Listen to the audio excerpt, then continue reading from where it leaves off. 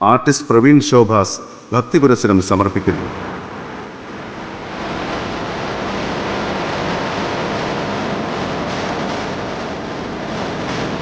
മധു കൈടഭന്മാരിൽ നിന്നും ബ്രഹ്മാവിനെ രക്ഷിക്കുന്ന താമസീദേവി ഭാവം മഹിഷാസുര നിഗ്രഹാർത്ഥം സർവദേവാംശമായ രാജസ്വഭാവത്തിലുള്ള മഹിഷാസുര മർദിനിയായി ആവിർഭവിച്ച് ത്രിലോകത്തെ രക്ഷിച്ചരുളുന്ന മഹാശക്തി.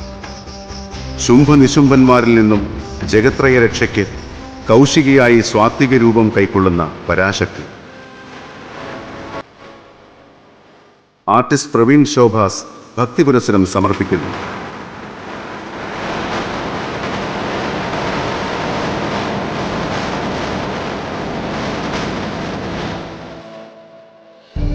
ഈ പരിതസ്ഥിതിയിൽ ഏതൊരു ശക്തിക്കും പാർവതിയെ തടയാനാകില്ല.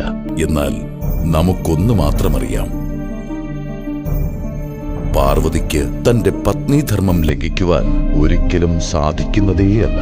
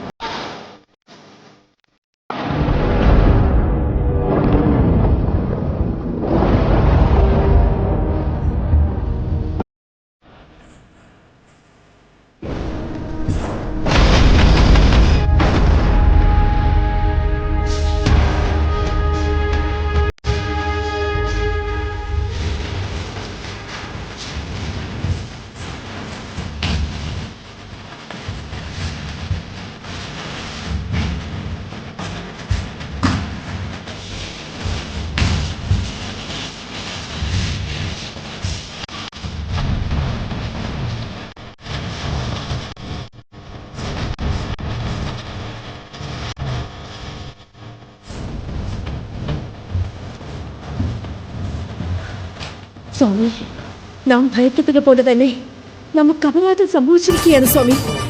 നമ്മോട് ക്ഷമിച്ചാലും സ്വാമി.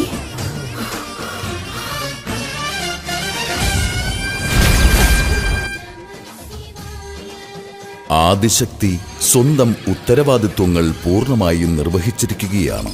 ഇന്ന് ഭവതിയാൽ മാതൃധർമ്മം നിർവഹിക്കപ്പെട്ടിരിക്കുകയാണ്.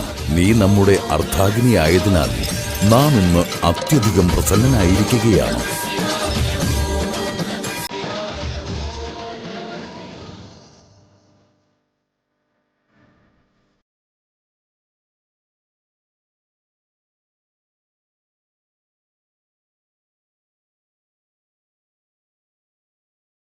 ലോകത്തുണ്ടാകുന്ന ആപത്തുകളെ നശിപ്പിച്ച് നിന്നെ ആശ്രയിക്കുന്ന ഭക്തജനങ്ങൾക്ക് അഭയം നൽകി അഭീഷ്ടദാനം നടത്തുന്നവളായി തീരും.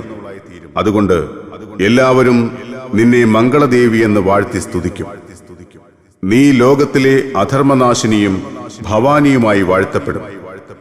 ഭൂതപ്രേത പിശാചാദികൾ നിന്റെ നാമം കേട്ടാൽ ഓടിയൊളിക്കും. മംഗളയും ഭവാനിയും ഭദ്രയുമെല്ലാം നീ തന്നെയാണ്.